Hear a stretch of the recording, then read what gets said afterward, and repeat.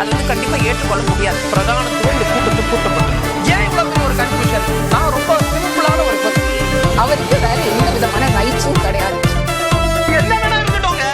நேர்பட பேசு நிகழ்ச்சிக்கு உங்கள் அனைவரையும் அன்போடு வரவேற்கின்றேன். இன்றைய நிகழ்ச்சியில் நாம் விவாதிக்க இருக்கக்கூடிய தலைப்பு என்பது தேமுதிகவினுடைய அரசியல் நிலைப்பாடு, கூட்டணி நிலைப்பாடு. அதை ஒட்டி தான் நம்ம பேச இருக்கிறோம். கூட்டணி யாருடன்? காங்கிரஸ் உடன்பாடு வரை முடிவை ஒத்தி போட்டிருக்கக்கூடிய பிரேமலதா அவர்கள், கூட்டணியை பலப்படுத்த காத்திருக்கக்கூடிய அதிமுக, திமுக. இந்த ரெண்டு புள்ளிகளை மையமாக வச்சு தான் நம்ம தலைப்பை கட்டமைச்சிருக்கிறோம். முக்கியத்துவம் பெறும் தேமுதிக, திமுக, அதிமுக கணக்கு என்ன? இதுதான் தலைப்பு. நான் விருந்தினர்களை உங்களுக்கு அறிமுகம் செய்து விடுகிறேன். பத்திரிகையாளர் திரு பிரியன் அவர்கள், வணக்கம் பிரியன். திரு பாக்கி அவர்கள், வணக்கம் பாக்கி. அரசியல் விமர்சகர் ரவீந்திரன் துரைசாமி அவர்கள், வணக்கம் ரவீந்திரன் துரைசாமி. நம்மோடு மூத்த பத்திரிகையாளர் திரு ஷியாம் அவர்களும் இணைந்திருக்கிறார். வணக்கம் ஷியாம். ரவீந்திரன் துரைசாமி, உங்களிடமிருந்தே தொடங்குறேன். எல்லாருக்கும் ஒரு பெரிய கேள்வி இருக்கு, தேமுதிக என்னதான் நினைக்குது அப்படின்னு. ஆனால் அவங்க தொடர்ந்து செய்தியாளர்கள்ட்ட நீங்க ஏன் எங்களை பத்தி பேசிட்டே இருக்கிறீங்க, நாங்க காத்திருக்கிறோம் அப்படின்னு. என்ன ஓடிட்டு இருக்கு? திமுக, அதிமுக தேமுதிகவை எப்படி பாக்குறாங்க? தேமுதிக தமிழ் மண்ணில் எதிர்கட்சி தலைவர் பதவி வைத்த ஒரு கட்சி. அந்த கட்சியை பற்றி எல்லாரும் பேசத்தான் செய்வாங்க, அது தவிர்க்க முடியாது. முக்கியமான கட்சிங்கிறனால தான் பேசுறாங்க. 2011 அவங்க அதிமுக கூட்டணியில் ஆக்சுவலாக அவங்க 60 சீட்டு வரை வாங்கியிருக்கலாம்.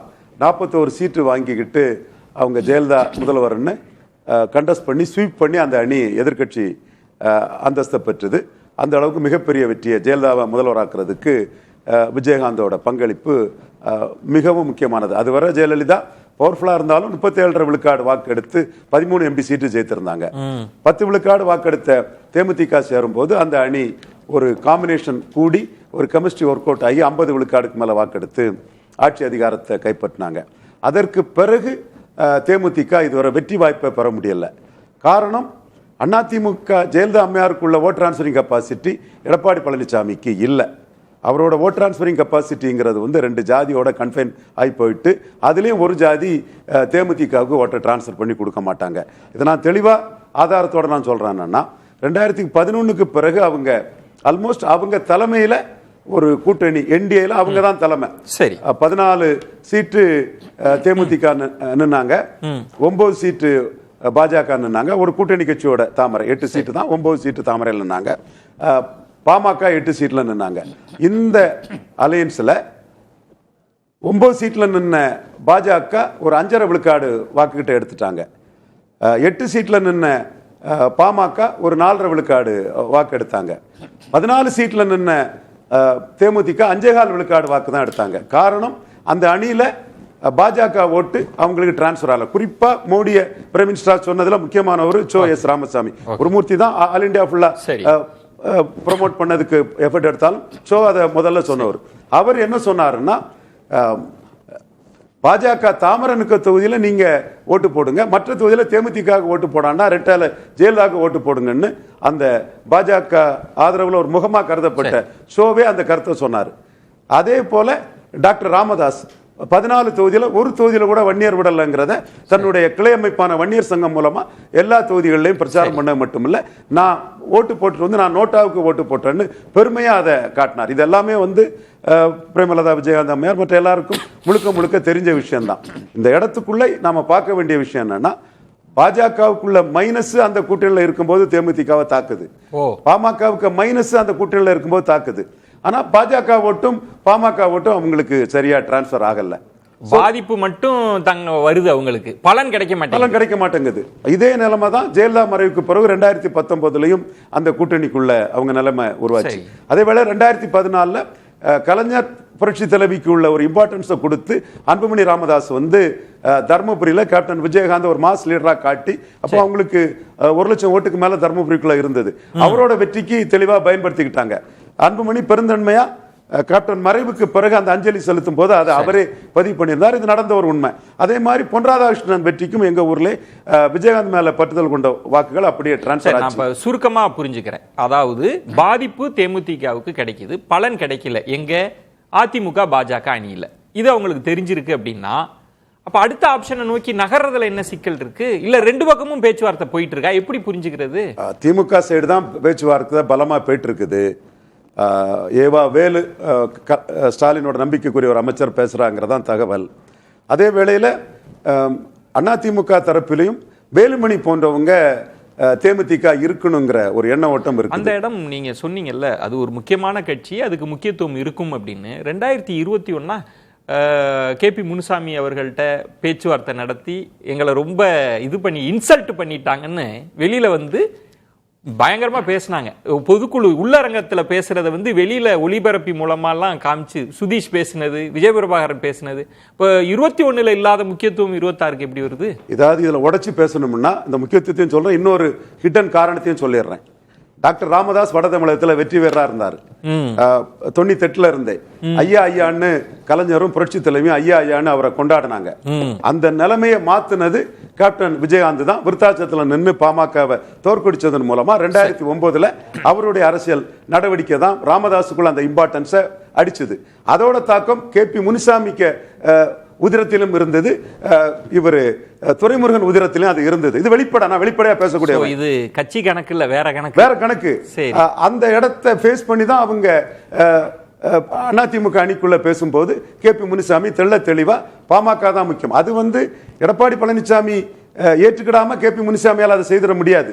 பட் அன்னைக்கு அவர் வேண்டான்னு நினைச்சாரு, வேணும்னு நினைக்கிறாங்களா? இந்த இடம் தான் எடப்பாடி பழனிசாமி எடப்பாடியில இருந்து அரசியல் பண்றதுனால பாமகவுக்கு தான் முக்கியத்துவம் கொடுப்பாரு. இப்பவும் பாமக அன்புமணியோ சௌமியா அன்புமணியோ எடப்பாடியில நின்று 10.5 எடுத்து களமாடிடுவாங்கன்னா அது டேஞ்சர். ராமதாஸால அது முடியாது, அவர்கிட்ட அந்த மழை வெயிட்டான ஆள் இல்லைங்கிறக்காக தான் அன்புமணி கிட்ட அவரு 18+1ங்கிறாங்க, 19+1ங்கிறாங்க, ஏதோ ஒரு அலைன்ஸ் முடிச்சிட்டாரு. அப்ப அவர் வந்து 2024 தேமுதிகவுக்கு 5 இடங்களை ஏன் கொடுத்தாருன்னா பாமகவை தான் அவர் எதிர்பார்த்தாரு. பாமக பாஜக அணிக்கு போயிட்டாங்கல்ல, அவருக்கு பிரியாரிட்டி பாமக தான். சோ அது இல்லாத பட்சத்தில் அவங்க தேமுதிகவுக்கு 5 சீட்டு கொடுத்தாங்க. அதுல தான் மீண்டும் கேப்டன் மறைவுக்கு பிறகு பிரேமலதா அம்மையார் லீடர்ஷிப்புக்குள்ள அந்த கட்சி எமர்ஜ் ஆகுது. சோ அந்த இம்பார்ட்டன்ஸ் தான் இன்னைக்கு 26 பேசப்படுது. இப்போ ஒரு முக்கியமான இடம் திமுகவுக்கு தேவைப்படலாம். தேமுதிக அது பழம் நழுவி பாலில் விழுந்த அந்த காலகட்டத்திலிருந்து இருக்கு. தேமுதிகவை அவங்க நெருங்கி பார்க்குற ஒரு தன்மை இருக்கு. அதிமுக 21 வேண்டான்னுட்டு இன்னைக்கு பண்ணலாம். ஆனா தேமுதிக யாரு வேணும்? இப்ப நீங்க சொன்னீங்கல்ல, தனக்கு எது லாபம்னு யோசிக்கிற ஒரு இடம் இருக்குல்ல, அது யோசிக்கிறாங்களா? என்ன யோசிக்கிறாங்க? கண்டிப்பா யோசிப்பாங்க. 2016 மதுரை மக்கள் தொண்டர் ஐயா அழகர்சாமி நாயுடு மகன் கேப்டன் விஜயகாந்த் ஜெயிக்கணும்னு தான் நம்ம கருத்தை சொன்னோம். அன்னைக்கு அவங்க தவறிழைச்சிட்டாங்க. இன்னைக்கு அந்த தவறை இழைக்க மாட்டாங்க. அனுபவம் படிப்பின அவங்களுக்கு 2014 அனுபவமே பாமக ஓட்டு டிரான்ஸ்பர் ஆகல, பாஜக ஓட்டு டிரான்ஸ்பர் ஆகல. அதே மாதிரி 2019-24 அவங்களுக்கு ஓட் டிரான்ஸ்பரபிலிட்டி எடப்பாடியால இல்ல. எடப்பாடிக்கு ஓட் டிரான்ஸ்பரிங் கெபாசிட்டியும் சீட் கன்வெர்ட்டிங் கெபாசிட்டியும் கேள்விக்குறிங்கிறது டீடைலா புள்ளி வரும் வாரியா அவங்களுக்கு தெரியும். சோ வின்னபிலிட்டிக்கு அவங்களுக்கு டிஎம்கே அலையன்ஸ் தான் சரியா இருக்குங்கிறது என்பவர்களோட ஆணித்தரமான கருத்து. ஓகே, நேரடியா விஜயகாந்த் அவர்கள்னு சொல்லாம அழகர்சாமி நாயுடு மகன் சொன்னதுல ஏதாவது உள்ள அரசியல் இருக்கா? உள்ள அரசியல் இருக்குது. Okay, point taken. புரிஞ்சுக்கிறவங்க புரிஞ்சுக்கிட்டோம். ஷாம், என்ன நடக்குது? எல்லாருக்கும் ஒரு கேள்வி இருக்கு. இன்னைக்கு தேமுதிகவுக்கான ஒரு முக்கியத்துவம் இருக்கிறத பார்க்க முடியுது. அதிமுக என்ன நினைக்கிறாங்க, திமுக என்ன நினைக்கிறாங்க, ஏன் அந்த ஆஃபரை தேமுதிக இன்னும் எடுத்துக்கல? இப்படிலாம் நிறைய இருக்குல்ல. உங்களுக்கு கிடைக்கிற தகவல் என்ன ஷாம்? எந்த ஒரு அலையன்ஸ் ஃபார்மேஷனுக்கும் ஒரு கட்சி ஒன்று தங்களுக்கு இதுல என்ன லாபம்னு நினைக்கும், அலையன்ஸ்ல சேர்த்துக்கிற கட்சி அவங்களுக்கு என்ன லாபம்னு நினைப்பாங்க. ரவீந்திரன் சொன்ன பாயிண்ட் தான், ஓட் டிரான்ஸ்பர் மூலமாக நமக்கு எவ்வளவு சீட்டு கிடைக்கும், இந்த கணக்கு இயல்பாக உண்டு. அப்போ தேமுதிகவுக்கு என்ன கம்பல்ஷன்ஸ் இருக்குன்னு நம்ம முதல்ல பார்க்கணும். ஓகே, அவங்களுக்கு இப்போ வந்து சின்னம் அது கிட்டத்தட்ட முடிகிற நிலைமையில இருக்கு. அடுத்த தேர்தலில் கணிசமான வெற்றி பெற்றால் மட்டும்தான் சின்னத்தை தக்க வைத்துக் கொள்ள முடியும். கணிசமான வெற்றினா பெர்சன்டேஜ் அடிப்படையில் இல்ல, எம்எல்ஏ அடிப்படையில் 3% எம்எல்ஏக்கள் வேணும். அப்படின்னா அது கிட்டத்தட்ட 7 வருது. 7 எம்எல்ஏக்கள் அவசியம் தேவை. 7 எம்எல்ஏ கணக்கே வந்து அவங்ககிட்டே ஏற்கனவே 3 எக்ஸ்எம்எல்ஏஸ் இருக்காங்க கட்சியோடய. அதாவது 2011 வெற்றி பெற்ற பிறகும் பல எம்எல்ஏக்கள் கட்சி மாறினாங்க, தேமுதிக எம்எல்ஏக்கள் விஜயகாந்த் காலத்திலே. ஆனால் இந்த 3 பேர், இன்னும் சொல்லப்போனால் 4 பேர் அவங்க எப்போதும் தொடர்ந்தே இருக்கிறாங்க. ஒரு 2 பேர் கட்சிக்காக பெரிய அளவுக்கு செலவு பண்றவங்க 2 பேர் இருக்காங்க. ஓகே, பிரேமலதா அம்மா கண்டிப்பாக வந்து அவங்க கணவர் தொகுதியில போட்டி போடணும்னு விரும்புறாங்க. இதுல அவங்களுக்கு 7 சீட்டு தேவை. அப்போ ஒரு 10 சீட்டு வேணும், குறிப்பா மதுரையிலே ஒரு சீட்டு வேணும் என்பதெல்லாம் அவர்களோட நோக்கமா இருக்கு. ராஜ்யசபா போக, இதெல்லாமே ராஜ்யசபா போக. ஓகே, ஒரு திருமண சம்பந்தம் வந்து அங்க கை கூடுற மாதிரி இருக்கு. அதாவது சுதீஷ் ஃபேமிலிக்கும் திமுகவை சேர்ந்த ஒரு மூத்த அமைச்சர் அவங்க ஃபேமிலி கடையில ஒரு திருமண சம்பந்தம் பேசிட்டு இருக்காங்க. கிட்டத்தட்ட முடிவாகிற நிலைமையில இருக்குன்னு தான் நான் கேள்விப்பட்டேன். எல்லாமே சேர்ந்த ஒரு கணக்கு. இந்த கணக்குல திமுக பக்கம் அவங்க போறதுக்கான வாய்ப்பு அதிகம். அந்த இடத்துல ரவீந்திரன் கருத்து சரிதான் தான் நானும் நினைக்கிறேன். அப்படி என்றால் தேமுதிக பிரேமலதா இதை சூசகமா நிறைய தடவை சொல்லிட்டாங்க. இப்போ ஒரு 2 நாளைக்கு முன்னாடி அவங்க பேசும்போது எங்களுக்கு எந்த கட்சியும் விரோதம் கிடையாது, எல்லா கட்சியோட நாங்க நட்போட தான் இருக்கிறோம், எங்க கட்சி நலனுக்கு எது சிறந்ததோ அந்த முடிவை நாங்கள் எடுப்போம் அப்படின்னா எவ்வளவு சீட்டு கூட கிடைக்குதோ அல்லது குடும்பத்துக்குள்ள, ஏன்னா அவங்க மகன் கையில அதிகாரம் அடுத்த 5 வருடங்களுக்குள்ள போய் சேர்ந்துருங்க. தேமுதிகவின் தலைமை பொறுப்பு விஜய பிரபாகரன் கையில போய் சேர்ந்துரும். சேரும் போது குறைந்தபட்சம் விஜயகாந்த் இருந்த அளவுலயாவது அந்த கட்சி வலுவாக இருக்க வேண்டும். அதாவது எலெக்டட் ரெப்ரசன்டேட்டிவ்ஸ் மூலமாக வலுவாக இருக்க வேண்டும். அப்போ ஆட்டோமேட்டிக்கா லோக்சபா எம்பி நிக்கலாம், ராஜ்யசபா எம்பி தானே கிடைக்கும், எம்எல்ஏக்கள். அப்போ எம்எல்ஏக்கள்னா குறைந்தபட்சம் இத்தனை எம்எல்ஏக்கள் இருக்கணும். அப்பதான் நாளைக்கு தன் மகன் அரசியல் செய்வதற்கு அது பயனுள்ளதாக இருக்கும். இது எல்லாரும் போடுற கணக்கு தான், அதை அவர்களும் போடுகிறார்கள், தவறுன்னு நம்ம சொல்ல முடியாது. இப்ப யாரு இந்த ஆஃபரை கொடுப்பாங்க, அந்த இடத்துலதான் உங்களோட தலைப்பு வருது. காங்கிரஸ் என்ன நினைக்குதோ, அவங்க என்ன முடிவு எடுக்கிறாங்களோ அதை வைத்து களம் மாறுகிறது. அது தலைப்புல சரியா தான் பிரதிபலிச்சிருக்கீங்க. அப்படின்னா காங்கிரஸ் முதல்ல அவங்க டிசம்பர் மாதம் முடிவு எடுத்துருவாங்க, திமுக குழு அமைக்கலன்னு குற்றச்சாட்டு இருந்தது. ஜனவரி மாதம் கனிமொழியம்மா போய் ராகுல் காந்தியை பார்த்து பேசுறாங்க, எந்த முடிவும் வரல. பிப்ரவரி மாதம் இனிமேல் தான் இப்பதான் தேர்தல் அறிக்கைக்கான தயாரிப்பு குழு வேலை நடக்கு. இனிமேல் தான் அவங்க தொகுதி பங்கீட்டு குழு அமைப்பாங்க. ஆக காங்கிரஸும் திமுகவும் அவங்களோட உண்மையான நிலை என்ன என்பதை தெளிவுபடுத்துவதற்கு ரொம்ப டைம் எடுத்துக்கிறாங்க. அப்ப குவைட் நேச்சுரலி தேமுதிகவும் தெளிவுபடுத்த வேண்டிய அவசியம் இல்ல. வெயிட் பண்ணி பார்க்கலாம், தெளிவுபடுத்திடலாம்ல. அவங்க என்ன நினைக்கிறாங்க, நம்ம முன்பே ஒரு விவாதத்துல பேசணும், காங்கிரஸ் இல்லைன்னா நமக்கான கூடுதல் தொகுதி கிடைக்கலாம் அப்படின்ற ஒரு அதை வச்சு ஒரு கால்குலேஷனா, இல்ல காங்கிரஸ் போற பக்கத்து நம்மளும் போயிடலான்ற கால்குலேஷனா? ஒரு 2.5 மாசத்துக்கு முன்னாடியே நம்ம இதை பேசியிருக்கிறோம் விஜய். தொடர்ந்து 2 நாள் பேசியிருக்கிறோம் காங்கிரஸோட நிலைப்பாடு என்னவாக இருக்கும் என்பதெல்லாம் யூகிச்சு. அப்போ காங்கிரஸ் நிலைப்பாட்டுல என்ன குழப்பங்கள்லாம் வருதுன்னா, தொடர்ந்து அவங்க சொல்ற விஷயங்கள் தான். இப்போ உதாரணமா அவங்க பேட்டி, உங்க தொலைக்காட்சி பேட்டியே தான் 12% எங்களுக்கு ஸ்ட்ரென்த் இருக்கு அப்படின்றாங்க. இப்போ 12% அவங்களுக்கு ஸ்ட்ரென்த் இருக்குன்னா அப்ப தேமுதிக ஸ்ட்ரென்த் குறைந்ததா? அடிப்படையில மைனாரிட்டி ஓட் பேங்க்ல மைனாரிட்டி லாங்குவேஜ் ஓட் பேங்க் இருக்கு. தமிழ்நாட்டை பொறுத்த வரைக்கும் தெலுங்கு ஓட் பேங்க் தான். ஏற்கனவே அங்க மதிமுக இருக்கு, தேமுதிகவும் சேர்ந்தால் காங்கிரஸ் போனாலும் மைனாரிட்டி ஓட் பேங்க்ல இஸ்லாமிய ஓட் பேங்கும் மைனாரிட்டி லாங்குவேஜ் ஓட் பேங்கும் எந்த வகையிலும் குறையாதுங்கிற ஒரு அஷூரன்ஸுக்கு திமுக போகணும். அதாவது காங்கிரஸ் ஓட்டு மூலமாகவே ஜெயிக்கக்கூடிய தொகுதியும் இருக்கு, அதை நம்ம இல்லைன்னா மறுக்கவே முடியாது. ஆனா அதை ஈடுகட்டக்கூடிய விதமாக திமுக திட்டமிடுது. ஆனா அவங்களா அந்த முடிவு எடுக்க மாட்டாங்க. இப்போ இன்னைக்கு பார்லிமெண்ட்ல இவ்வளவு ப்ராப்ளம் நடக்குது, திமுக எம்பிக்கள் கிட்டத்தட்ட காங்கிரஸ் சப்போர்ட் நிலைமையில தான் அவங்க இருக்காங்க. சுதா அவர்கள் பேசுகிற பேட்டி இன்னைக்கு உங்க 3:45 மணிக்கிட்ட அவங்க உங்க தொலைக்காட்சியில கொடுத்த பேட்டி, அதற்கு பிறகு நான் தொலைபேசி மூலமா கொடுத்தது, இது எல்லாமே காங்கிரசுக்கு திமுக தேவை என்பதை உணர்த்துகிறது. திமுக ஆல் இண்டியா லெவல்ல காங்கிரஸை சப்போர்ட் செய்துங்கிறதை உணர்த்துகிறது. இதை காங்கிரஸ் புரிந்து நடந்து கொள்ள வேண்டும் என்று திமுக எதிர்பார்க்கிறது. இதுல ஷாம், ஒருவேளை எல்லாம் சுமூகமா தான் இருக்கு, எண்ணிக்கை 28 30 காங்கிரஸ் பிக்ஸ் ஆயிடுச்சு, ஃப்ரீஸ் பண்ணிட்டாங்கன்னா தேமுதிக எப்படி யோசிப்பாங்க? ஒருவேளை ஏன்னா அதிமுக முகாமில் இருந்து நமக்கு வர தகவல்கள் என்னன்னா, அவங்க தேமுதிகவை நம்ம அழைக்கலான்ற இடத்தில் திமுகவை விட நாங்க அதிகமா கொடுக்குறோன்ற ஆஃபர் கொடுத்தா அங்க போக வாய்ப்பு இருக்கா? அதிகமான ஆஃபர் கொடுப்பதற்கு 2 கட்சிக்குமே வழி இல்லை. அதாவது காங்கிரஸ் இப்படியே ரீட்டைன் ஆகுது அப்படின்னா 25 சீட்டு தான், அதுக்கு மேல அவங்களுக்கு கிடையாது. ராஜ்யசபா வேணும்னு அவங்க இன்சிஸ்ட் பண்ணாங்கன்னா 25 குறையத்தான் செய்யும். அப்ப திமுக 170 நிற்கிறதுக்கு பதிலாக 160 165 அவங்க முடிவு செய்யலாம். ஏன்னா குறைந்த தொகுதியில நின்று திமுக தோற்று போன வரலாறு நிறைய இருக்கு. 110 117 நின்று இருக்காங்க, படுதோல்வி. அதுக்கு ஒரு 123 என்னமோ நின்னாங்க, படுதோல்வி. அப்புறம் தேசிய கட்சிக்கு அதிக முக்கியத்துவம் கொடுத்தா படுதோல்வி 2001 பிஜேபி. இப்படி அது எல்லாமே தோற்று போன வரலாறு. அந்த பாடத்தை மீண்டும் ஒரு முறை கற்றுக்கொள்வதற்கு திமுக தயாராக இல்லை. அப்படி என்றால் காங்கிரஸ் கட்சி ஒரு முடிவை சொல்லணும். இப்போ அதுக்குள்ள பார்லிமெண்ட்ல இவ்வளவு பெரிய குழப்பம் வந்துருச்சு. இவ்வளவு தூரம் சபாநாயகர் நான் தாங்க பிரதமரை வர வேண்டாம்னு சொன்னேன், அவர் உயிருக்கே ஆபத்து அப்படின்னா பெண் எம்பிக்களாலேயா ஒரு பிரதமரோட உயிருக்கு ஆபத்து, அதுவும் பார்லிமெண்ட்டுக்குள்ள? அப்ப ஏன் அவர் அப்படி சொல்றாரு? ஏனென்றால் தேசிய அரசியல் வேற பக்கமாக திசை திருப்புகிறார்கள். ஓகே, அப்ப தேசிய அரசியல் திசை திரும்பும்போது தமிழ்நாடு அரசியலும் திசை திரும்பத்தானே செய்யணும். பாப்போம். காங்கிரஸ் வருமா வராதாங்கிற குழப்பம் தேமுதிகவும் இருக்கு. சோ காங்கிரஸ் முடிவுக்காக திமுக காத்திருக்கிறதோ இல்லையோ தேமுதிக அதிகமா காத்திருக்குன்னு நான் புரிஞ்சுக்கிறேன். ஷியாம், அப்படித்தான் காத்திருந்தா ஆகணும். ஏன்னா காங்கிரஸுக்கு குறைந்த அளவு இடம் அப்படின்னா தேமுதிகவுக்கு அதிக இடம்.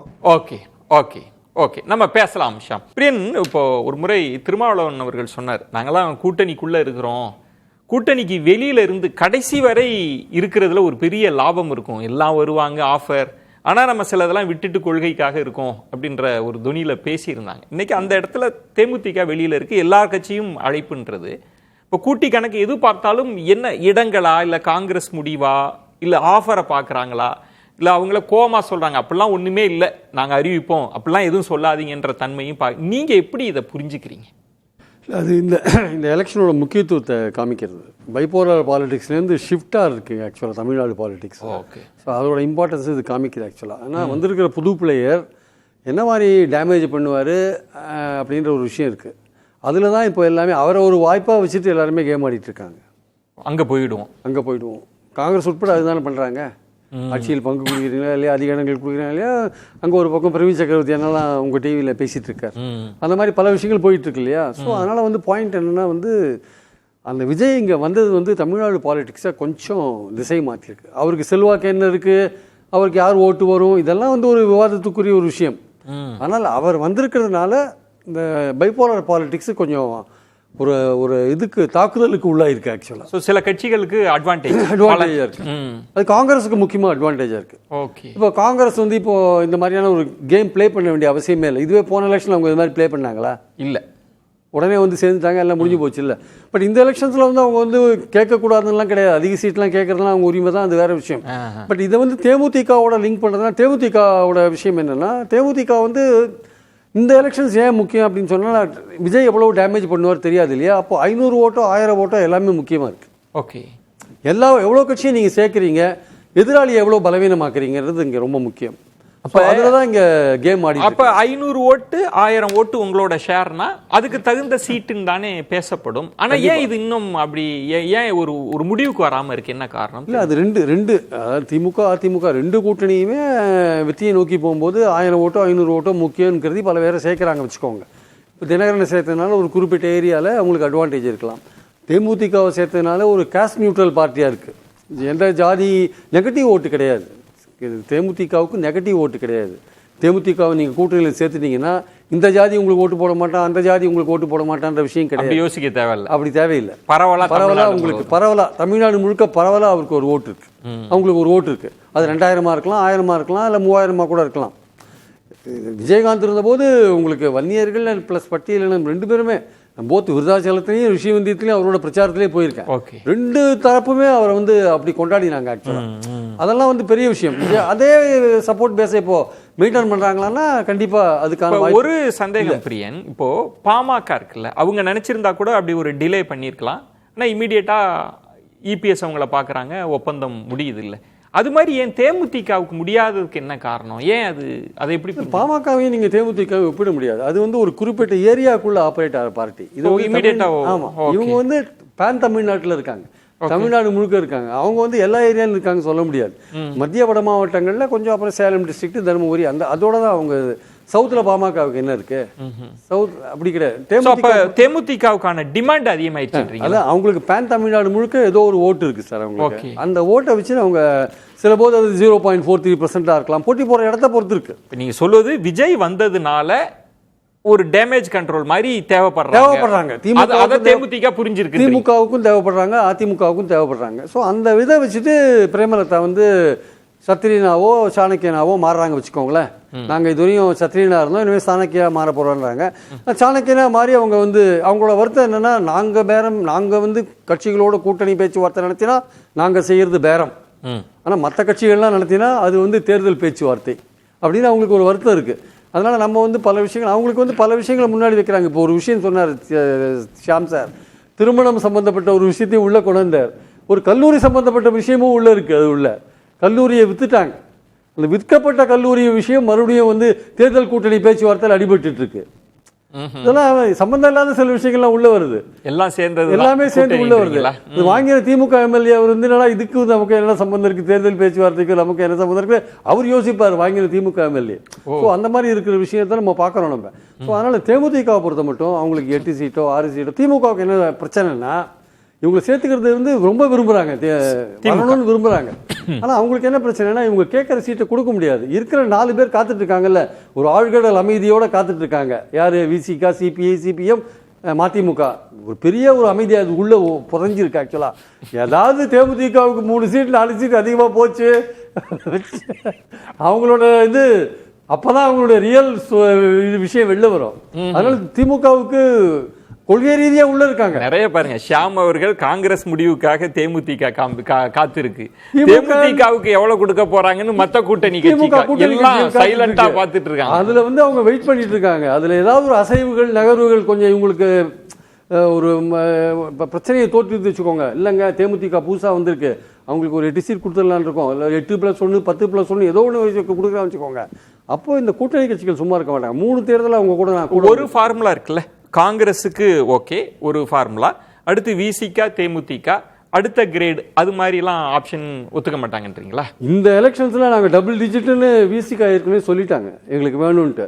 சிபிஐ சிபிஎம்மும் அதிக இடங்கள் கேட்கறாங்க, மதிமுகவும் ரெகக்னிஷன் போன்ற விஷயங்கள்ல அவங்க அதுதான் தள்ளி போயிட்டே இருக்கிறது. அதனால தான் தள்ளி போயிட்டு இருக்கு. அதாவது 18 சீட் வரையும் கேட்டிருக்காங்க சார் திமுக.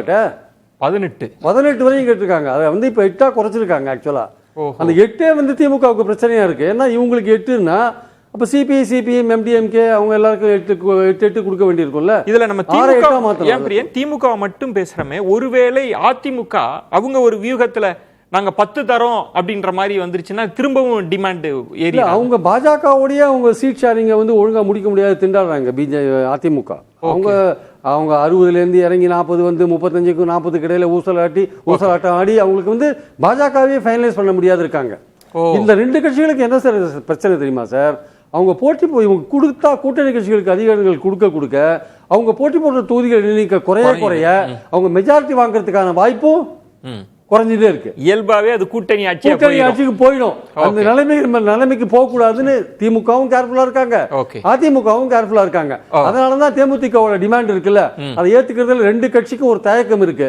அதனால தேமுதிக வந்து இன்டெஃபினட்டா டிலே பண்ணிட்டு போனா வச்சுக்கோங்களேன். இப்போ 2 பேருமே கைவிட்டாங்க வச்சுக்கோங்க. துரைமுருகன் வீட்டுல போயிட்டு கடைசி கட்டத்தில் தேமுதிக கதவை தட்டாங்க பாத்தீங்களா, அந்த மாதிரியான சுச்சுவேஷன்லாம் வந்துடும். பிரேமலதாவுக்கும் ஒரு கட் ஆஃப் பீரியட் வேணும். பிரேமலதாவுக்கும் ஒரு கட் ஆஃப் பீரியட் அவங்களே நிர்ணயிச்சுக்கணும். அவங்க இல்ல நம்மளுக்கு ரொம்ப டிமாண்ட் ஜாஸ்தியா இருக்கு அப்படின்னு இன்டெஃபினட்டா போனீங்கன்னா take it or leave it offer. Ravindran சொல்ற மாதிரி take it or leave it offer. காங்கிரஸ்க்கே இப்போ நிலைமை அதுதான், take it or leave it. அதுதான் திமுக சொல்றாங்க, take it or leave it. தேமுதிகவுக்கும் டேக் இட் ஆர் லீவ் இட்னு ஒரு விஷயத்தில் தெளிவா இருக்கார். என்னால எந்த கட்சியும் வெளில போக கூடாது, நீங்களா போனீங்கன்னா பரவாயில்ல, எங்களுக்கு ஒன்றும் கவலை இல்லை. ஓஹோ, ஷியாம் அவர்களுக்கு தெரியாதுல்ல, எல்லாருக்குமே தெரியும். திமுக அதிமுகவும் சேர்ந்து உள்ளடி வேலையில பல கட்சிகளை வந்து எக்ஸிட் பண்ண வரலாறு நம்ம பார்த்திருக்கோம். கலைஞர் நிகழ்ச்சியிலே ஷியாம் ஒன்னு சொன்னார், 2 பேருமே சேர்ந்து ஓகேப்பா இந்த ஆட்டத்தை நமக்குள்ள முடிச்சுக்கலாம்ட்டு. பாக்கியவர்கள்ட்ட போறதுக்கு முன்னாடி ரவீந்திரன் எனக்கு ரொம்ப சுருக்கமா சொல்லுங்க, பிரியன் சொன்னது தேமுதிகவை பேன் தமிழ்நாடா பாக்குறாங்க, எல்லா பகுதிகளிலையும் 2000 5000 அப்படின்னு அப்படி பாக்குறாங்களா? நீங்க சொன்னீங்களே இந்த மைக்ரோ அளவுல அவங்க செறிவா அவங்க பின்னணி அப்படின்னு வச்சு பாக்குறாங்களா? என்ன கணக்குல திமுக அதிமுக பாக்குது? சுருக்கமா சொல்லுங்க, பாக்கிட்ட போகணும். திமுக பொறுத்தளவுல பேன் தமிழ்நாடு இருக்குது, ஓகே.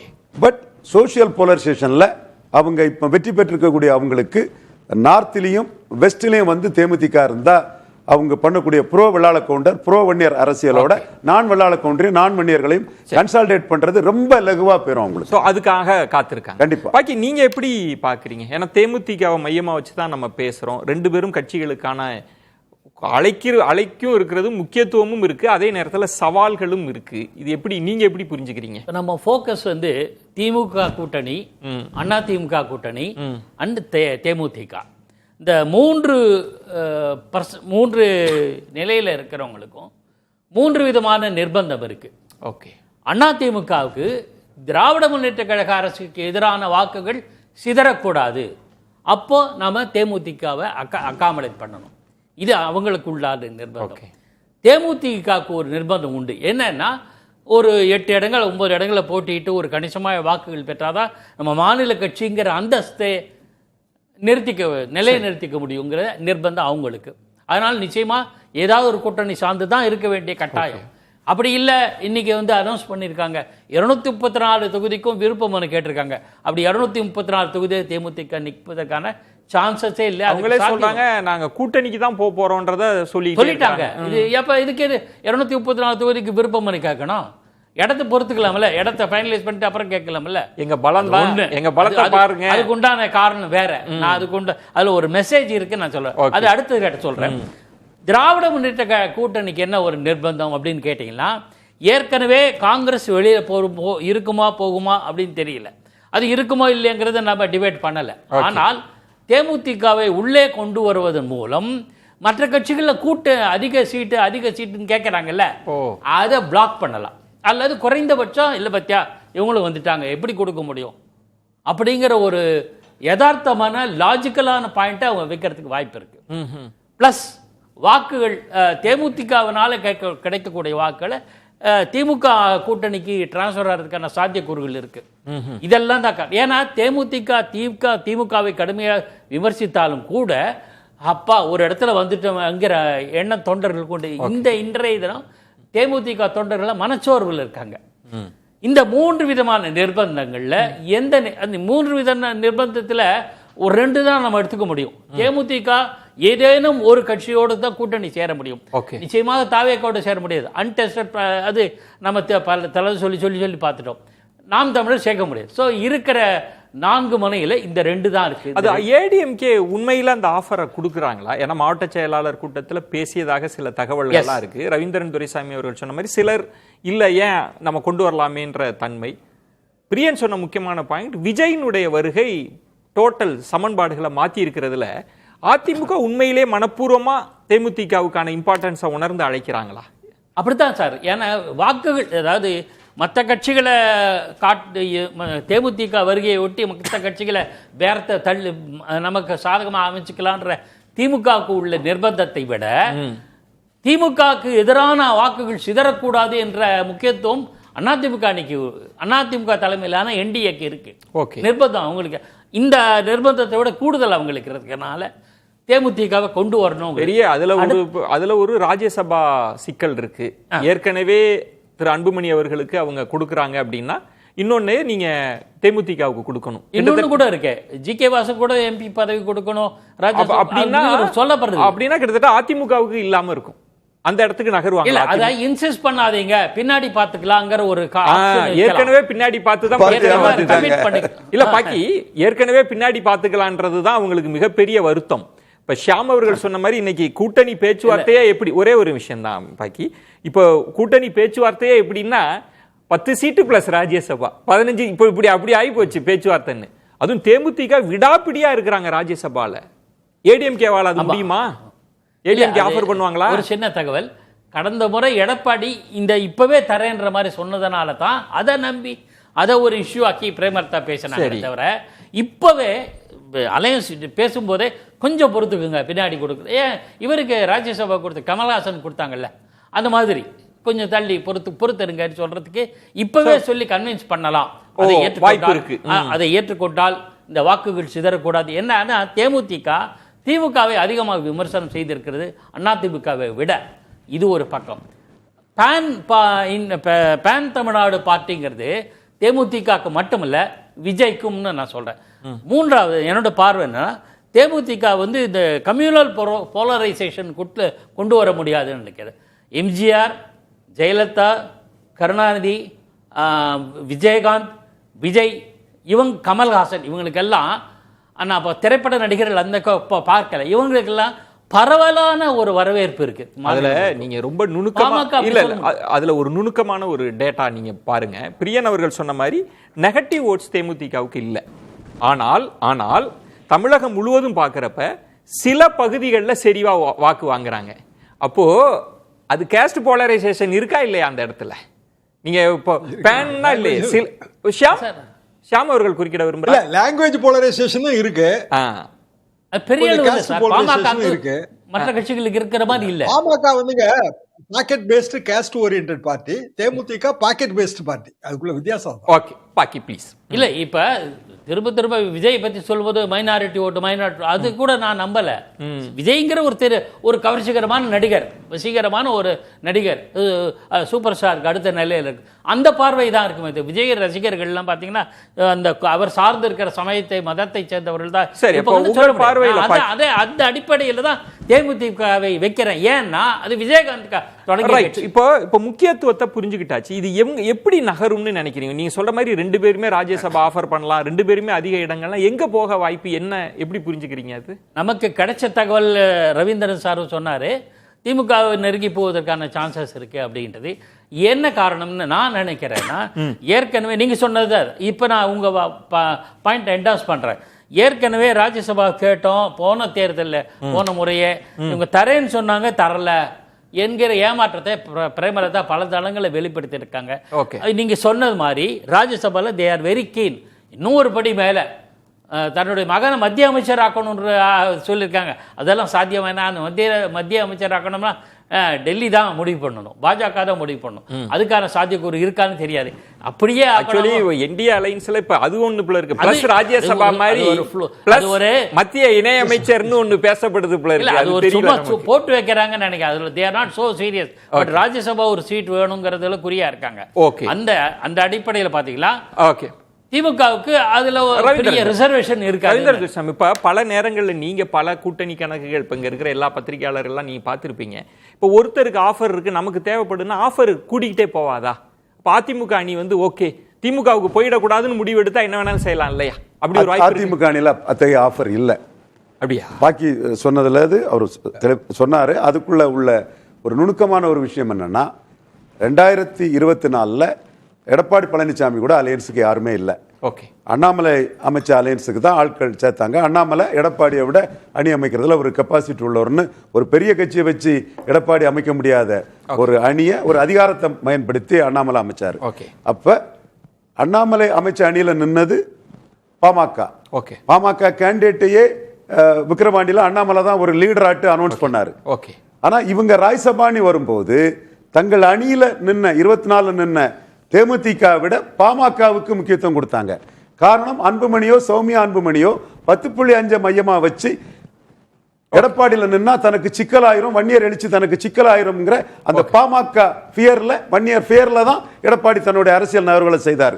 சோ அவரை பொறுத்த அளவுல முக்கியத்துவம் பாமகவுக்கு தான். வேலுமணி, ராஜேந்திர பாலாஜி போன்றவங்க மாறுபட்ட கருத்து வச்சு தேமுதிக வேணும்னு நினைச்சாலும் அதுல தேமுதிகவுக்கு அந்த அளவு முக்கியத்துவத்தை பாமக அளவுக்கு எடப்பாடி கொடுக்க தயாரில்லை. ஷியாம், இப்போ நம்ம விவாதங்களிலே பாக்குறப்ப, ஸ்ட்ராட்டஜிஸ்ட் பாக்குறப்ப ஒரு தேமுதிகவுக்கு இம்பார்ட்டன்ஸ் அதிகமாயிருக்கின்ற இடத்தில் 2 பக்கமும் ஆஃபரை மாத்திக்கிட்டே எல்லாம் போக மாட்டாங்களா? இதுதான் பிக்ஸ், இதுக்கு மேல ஒண்ணும் இல்லைன்ற இடத்துக்கு போயிருவாங்களா? இது ஒரு வரவு செலவு கணக்கு மாதிரி தான் சார். நமக்கு வரவு எதுன்னா நம்மளோட ஆதரவு ஓட்டு வங்கி, அது இவ்வளவுதான் தெரிஞ்சு போச்சு. செலவு கணக்கு என்னன்னா நம்மளோட எதிர்ப்பு ஓட்டு வங்கி. இப்ப எதிர்ப்பு ஓட்டு வங்கினா திமுக எதிர்ப்பு ஓட்டு வங்கி பல முனையா பிளவுபடுது, பாஜக எதிர்ப்பு ஓட்டு வங்கி பிளவுபடுது, அதிமுக எல்லா கட்சியும் எதிர்ப்பு ஓட்டு வங்கியும் பிளவுபடுது. அப்ப நம்ம வரவை பெருக்கணும்ல. ஓகே, அப்போ ஒரு 1% ஆதரவு இருந்தாலும் பரவாயில்ல, அவங்களை பெருக்கிக்குவோம். இப்போ ஒரு சீட்டு கொடுக்குற கட்சி எல்லாம் இருக்குல்ல, ஆமா, ஒரு சீட்டுக்கு அவங்களுக்கு என்ன தமிழ்நாடு பூராமா ஓட்டு வங்கி இருக்கு இல்ல. ஆனாலும் அந்த ஒரு சீட்டு கொடுக்கத்தானே செய்யறோம். வரவு கணக்கு, வரவு கணக்கு இது கடைசியா வரவு கணக்குல போய் முடிஞ்சிருச்சு. இப்ப விஜய் ஓட்டு தெரியாது, நமக்கு உண்மையிலே தெரியாது. ஆனா திமுக எதிர்ப்பு ஓட்டு தானே அதுல இருக்குது. இப்ப அதிமுக எதிர்ப்பு ஓட்டு அதுல சேருது. அவர் அதிமுக எதிர்க்கிறாரு, திமுக எதிர்க்கிறாரு. திமுக விட அதிகமா விஜய் திட்டுது. ஓகே, அப்ப அதிமுக எதிர்ப்பு ஓட்டு கிடைக்கும். இப்ப திமுக என்ன நினைக்கும், அதிமுக எதிர்ப்பு ஓட்டு அவருக்கு போயிடக்கூடாது முழுமையா, நம்ம பக்கமும் கொஞ்சம் வரணும், அப்ப நம்ம வரவை பெருக்குவோம். இது ஒரு இயல்பான கால்குலேஷன். அந்த அதுக்கு ஓவரா நீங்க எஸ்டிமேட் போட்டீங்கன்னு வைங்க, ஓகே எங்களுக்கு நிறைய வேணுங்க அப்படின்னா அது கேரளா கர்நாடகாவில் தான் நீங்க வாங்கணும்.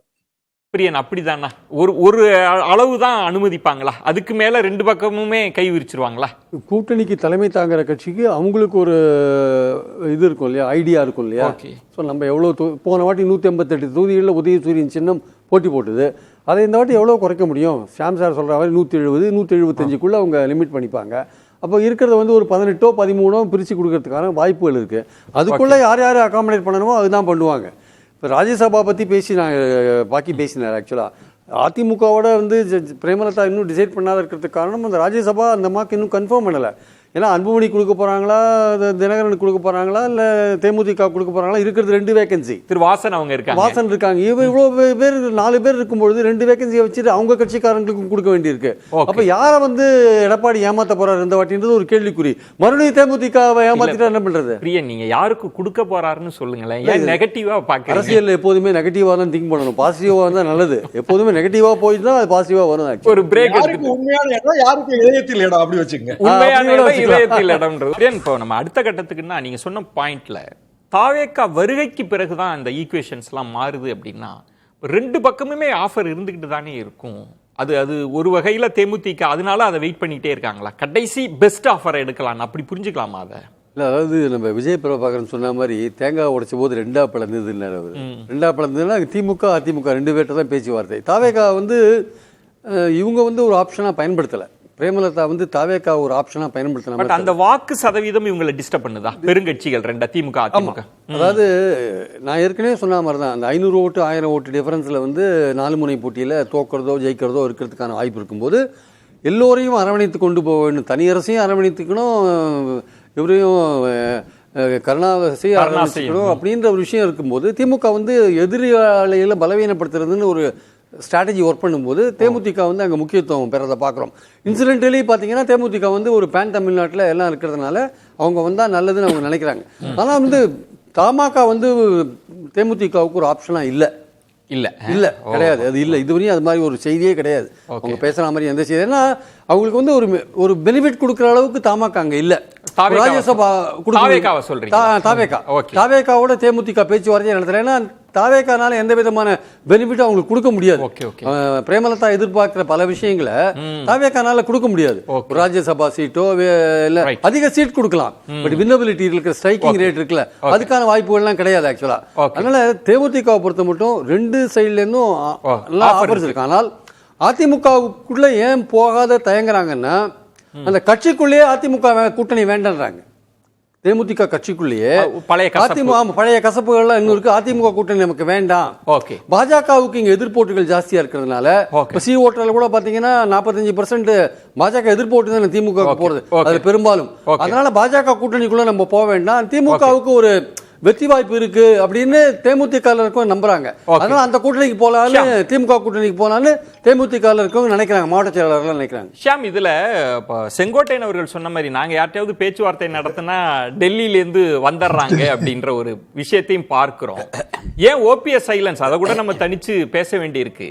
ஒருவேளை தேமுதிக திமுக ஆப்ஷன் போறப்ப அதனால் வரக்கூடிய இழப்புன்ற ஒன்றை ஏடிஎம்கே பிஜேபியும் பார்ப்பாங்கல்ல, அவங்க ஏதாவது அதை எப்படி எதிர்கொள்வாங்க ஒருவேளை அப்படி போனா? ஷியாம், கரெக்ட் தான் விஜயன், பார்ப்பாங்க. பிரியன் சொன்ன பாயிண்ட் தாவேகா தேமுதிக பேச்சுவார்த்தை இல்லைன்னு, அதுவும் சரிதான். ஆனால் விஜய்க்கு ஏற்படக்கூடிய பின்னடைவுகள் இருக்குல்ல, அது வந்து தேமுதிகவோட பேர வலிமையை குறைக்கும். உதாரணமா நாளைக்கு வந்து இன்கம் டாக்ஸ் கேஸ்ல ஜட்ஜ்மெண்ட் செந்தில்குமார், ஜஸ்டிஸ் செந்தில்குமார், அது 15 கோடி ரூபாய் எஸ்கேப்டு இன்கம், 1.5 கோடி ரூபாய் பெனால்டி. மோஸ்ட்லி வந்து ரெவன்யூக்கு ஆதரவா தான் எப்போதுமே இருக்கும். அப்ப அது விஜய்க்கான பின்னடைவாக அடுத்த 3 நாள் பேசப்படும். இன்கம் டாக்ஸ் ஏமாத்திட்டாருங்க, இவர் என்னங்க ஊழலை பத்தி பேசுறது, திமுக தரப்ப எடுக்கும்ல அதை, இவர் என்ன ஊழலை பத்தி பேசுறது, நாட்டோட உயர்ந்தபட்ச வருமான வரித்துறை அதை அதிமுக எடுப்பாங்க. அதிமுக எடுப்பாங்க. இப்ப திமுக அதிமுக எடுக்கும். நாளை காலையில நமக்கு தெரிஞ்சு போயிருங்க. அப்புறம் சிபிஐ வந்து என்ன போட்டிருக்குன்னு தெரியல நமக்கு சுப்ரீம் கோர்ட்ல. அதுலயும் விஜய்க்கு பின்னடைவு இருப்பதற்கு வழி இருக்கு. அப்போ விஜய்க்கு தொடர் பின்னடைவு ஏற்பட்டா இப்ப இருக்கிற அந்த இனிஷியலான அந்த ஒரு கெத்து குறையும். விஜய்க்கெல்லாம் அவ்வளவு பெரிய சீன் இல்லப்பா அப்படின்னு ஆயிடுச்சுன்னு வைங்க, விஜய்க்கெல்லாம் சீன் இல்ல, நீங்க எங்க போவீங்க, இருக்கிற 6 சீட்டை வாங்கிக்கங்க, 8 சீட்டை வாங்கிக்கன்னு தேமுதிக கை வைப்பாங்க. நீங்க சொல்றது விஷயம் அரசியல்ல காலம் கடத்துறது நன்மையும் தரும், சில நேரங்கள்ல டேமேஜும் பண்ணிருன்றீங்க. இதுல காலம் கடத்துனீங்கன்னா அது டேமேஜ் தரும். ரவீந்திரன் துரைசாமி, இதுல தாவேகான்ற ஃபேக்டர் பலருமே அவங்க தாவேகா ஆப்ஷனை எடுக்கலன்ற பாயிண்ட் ஒன்னு சொல்றாங்க. ஆனா தாவேகாவினுடைய வாக்கு வலிமையை வச்சு அவங்க வாக்குகளை பிரிக்கிறத வச்சு திமுக அதிமுக அப்படி கணக்கு போடுதா? தாவேகா பிரிச்சிரும், தேமுதிக வச்சு அதை காம்பன்சேட் பண்ணலான்ற எண்ணம் அப்படி எதுவும் இருக்கா? தாவேகா பொறுத்தவரையில அவங்க 5 தரப்பு வாக்களையும் பிரிச்சு தான் வாக்கை நிரூபிக்க முடியும். திமுக அணி, அதிமுக என்டிஏ, தென் நாம் தமிழர், நோட்டா, சுயேட்சைகள் எல்லாத்தையும் பிரித்து தான் அவங்க வாக்கு நிரூபிக்க முடியும். அந்த இடத்துக்குள்ள தாவேக்காவால் நடந்த முதல் கேஷுவாலிட்டி பாஜகவில் ஒரு லீடர் இமேஜில் வந்த அண்ணாமலை. அதில் எப்படி நடந்ததுன்னா, ஷாமண்ணன் பொதுவாக பாஜகன்னாரு. பாஜக வந்து நேஷனல் பார்ட்டி, அது ஹெட்ரோஜீனியஸ் என்டிட்டி, மல்டிபிள் ஃபேக்டர்ஸ் அங்கே ஒர்க் ஆகும். அது ஒரு சிங்கிள் பர்சன் பார்ட்டினா அது ஹோமோஜினிக்கா இருக்கும். இது பல ஃபோர்ஸஸ் ஒர்க் பண்ணதுனால முதல்ல தாவேக்காவை பயன்படுத்தி பாஜகவில் அண்ணாமலைக்கு எதிரான தலைவரெல்லாம் என்ன சொன்னாங்கன்னா, எடப்பாடியும் தாவேக்காவும் சேர்ந்தா நம்ம தெருவில் தான் நிற்கணும், அண்ணாமலை இது பண்றான்னு சொல்லும்போது பலன் நிரூபிக்காத தாவேக்காவை பயன்படுத்தி பாஜகவில் ஒரு தலைவரையே மாத்திட்டாங்க. சோ இதுல தாவேக்காவோட இம்பாக்ட ஒவ்வொரு தலைவர்களும் எப்படி அதை அணுகுறாங்கிறது தான் முக்கியம். இதுல எடப்பாடி என்ன அணுகுனாரு, பல நிரூபிக்காதவர் வந்தாலே நம்ம ஜெயித்தரலான்னு ஒரு தப்பு கணக்க போட்டாரு. அவர் நான் பிரின்சிபல் போல்ஸ்ட்னு சொன்னதும் இப்போ அவரை எதிர்த்து அடிக்கக்கூடிய கரெக்டான அரசியலை இப்போ பண்ணாரு. அப்போ முதல்ல அந்த இடம் தான் நான் பாக்கிக்கிட்டையுமே கேட்கறது பாரு. ரவீந்திரன் துரைசாமி அவர்கள் சொல்ற மாதிரி தாவேக்காவை காண்பித்து இந்த பேர வலிமைன்றது நம்ம தவறான சென்ஸ்ல சொல்றது. அந்த கட்சிக்கான உரிமைன்னு கூட நம்ம பேசிக்கலாம். அதை கூட்ட பாக்குறாங்களா, இல்ல தேமுதிக அதிமுக காமிச்சு திமுக, திமுக காமிச்சு அதிமுக, அப்படி நடக்க போகுதா? இதுதான் நடக்கும். திமுக காமிச்சு அதிமுக, அதுதான் நம்ம தாவேக்காவை என்னை பொறுத்தவரையில் இப்போ சில விமர்சனங்கள் நீங்க சொல்றது அதிமுக தானே சொல்றீங்க. ஆமா, அதிமுக அதிமுக பொறுத்தவரையில அண்மை காலமாக தான் விமர்சிச்சாங்க. பொதுவாக அவங்க இக்னோர் பண்ணணுங்கிற மனநிலை இருந்தாங்க. ஆனால் அவங்க ஏதோ நாளாக ஒருவேளை நண்பர் பிரியன் சார் மாதிரி ஒரு பேன் பார்ட்டிங்கிற மாதிரியான தோற்றம் வந்து அதுவும் ஒரு கணிசமான வாக்குகளை ஃபெச் பண்ணும், எடுத்து பெரும் அப்படிங்கிற நிலையினால தான் கொஞ்சம் இது பண்றாங்க. இருந்தாலும் விமர்சிக்கிறாங்க. அது காரணம் நான் கேட்கறது, நம்ம தாவேக்காவெல்லாம் விட்டுட்டு இப்ப தேமுதிக அதிமுக காமிச்சு திமுக வாங்க போறாங்களா, திமுக காமிச்சு என்ன நடக்க போகுதுன்னு கேட்கிறேன். இல்ல அவங்க முடிவு பண்ணிட்டாங்கன்னு நான் நினைக்கிறேன். இப்போ நான் இப்ப கருதுறேன். ஆனா அதிமுகவை காமிச்சு திமுகவுக்கு பெற எண்ணம் கிடையாது. அதிமுகவில் டிசப்பாயின்மெண்ட், அதனால திமுக பக்கம் வர்றோம் என்கிற கன்வின்சிங் பொசிஷனுக்கு தான் வர்றாங்க. கன்வின்சிங். ஆனா அவங்களுக்கான இடங்களை கூடுதலா பெறதுன்றது ஏன் ஏதோ ஒண்ணு அது முடிவடையாம இருக்குல்ல, அந்த கூட்டணி லாக் ஆகாம, அது என்னன்னு கேட்கிறேன். அதை எப்படி அதை உடைச்சிட்டு? அதுதான் சார் நம்பரு. அவங்க நான் என்னோட பர்செப்ஷன் மற்ற கட்சிகளை விட ஒரு சீட்டாக கூட வேணும் என்கிற எண்ணமா இருக்கலாம். ஆனால் அதை திமுக சம்மதிக்காது. ஓகே, இவங்களுக்கு 6, அவங்களுக்கு 6, அவங்களுக்கு 6, உங்களுக்கு 6 அல்லது 7, 8, இது ஒன்று ஈக்குவலா தான். You are one among them என்கிற நிலைப்பாட்டு தான் அவங்க வர்றாங்க. ஸோ இருந்தாலும் திமுக, அது அதிமுக பொறுத்தவரையில் வெற்றியை பற்றிய ஒரு முழுமையான பிக்சர் கிடைக்காதனால, கிடைக்காது சுத்தமா இல்லைன்னு சொல்ல முடியாது. ஆனா அதை விட இது பெட்டர் அப்படின்ற இடத்துல என்கிற எண்ணம். நிறைவு சுற்று எப்படி இந்த சர்ச்சை, இந்த கூட்டணி பேச்சுவார்த்தை தேமுதிக எப்படி லேண்ட் ஆகும்னு நினைக்கிறீங்க, எப்படி முடியும்னு நினைக்கிறீங்க? எப்படி அனுமானம் என்ன சுருக்கமா? விருகம்பாக்கத்தில் ஆரம்பிச்சு அறிவாலயத்தில் லேண்ட் ஆகிறதுக்கான சான்சஸ் ரொம்ப அதிகமாக இருக்கு ஆக்சுவலாக வந்து. ஓகே, வந்து தற்சமயத்துக்கு என்ன அவங்களுக்கு அட்வான்டேஜ் வந்து திமுக கொடுக்கறது வந்து எம்எல்ஏ சீட் அப்படின்னு அவங்க சொல்றாங்க, திமுகவினர் சொல்றாங்க. அதிமுகவில் வந்து கொடுக்கறதும் அவங்களுக்கும் ஒரு ஸ்கோப் இருக்கு, இல்லைன்னு சொல்ல வரல. பட் ஆனால் வந்து இவங்க தேமுதிகவை பொறுத்த மட்டும் அந்த ராஜ்யசபா சீட் கன்ஃபார்ம் ஆகாது, அந்த சீட் போக மாட்டாங்க. ராஜ்யசபா சீட் கன்ஃபார்ம் ஆனால் அதுக்கப்புறம் நீங்க அது கன்ஃபார்ம் ஆச்சுன்னா அப்புறம் அவங்க என்ன டிசிஷன் எடுக்கிறாங்கன்றத பொறுத்து. ரெண்டு சைட்லயுமே ராஜ்யசபா கொடுக்குறாங்கன்னா அதுக்கப்புறம் என்ன எடுப்பாங்க எப்படி நீங்க அனுமானிக்கிறீங்க? 2005 செப்டம்பர் 14ஆம் தேதி இந்த கட்சியை தொடங்கிய முதல் மாநாட்டில் இவர் பேசுறார் விஜயகாந்த். அப்ப என்ன பேசினாரோ பேசினரோட விளைவு 7.88% வாக்கு 2006. இப்போது அதுக்கு பிறகு இந்த பக்கமா அந்த பக்கமா இந்த பக்கமா இந்த பக்கமா போனதனுடைய விளைவு இப்ப 0.43. இனிமே கட்சிக்கு எந்த விதமான ஐடென்டிட்டி இல்ல. நாளுக்கு நாள் எந்த கூட்டணியில் சேர்ந்தாலும் நாளுக்கு நாள் அது தேயும். அதனோட எதிர்காலம் ஃபியூச்சரிஸ்டிக்கா பாக்குறீங்க ரவீந்திரன். இப்ப எதுவாக இருக்கலாம். ஒரு கட்சிக்கு இது சொல்றீங்க, அது யாருக்கு எதிராக களமாடுதுன்றது ரொம்ப முக்கியம்ன்ற இடத்துக்கு நகர்றீங்க ரவீந்திரன் துரைசாமி. இதான் திமுக கொடுக்கிறது, திமுக இல்ல மு.க. ஸ்டாலின் கொடுக்கிறது, கருணாநிதி இல்ல மு.க. ஸ்டாலின் கொடுக்கிறது எம்பி போஸ்ட், எம்எல்ஏ போஸ்ட்னு 3 எலெக்ஷன்ல முடிவாயிருக்குது. ஆல்மோஸ்ட் அந்த அணி இன்டாக்டா இருக்குது.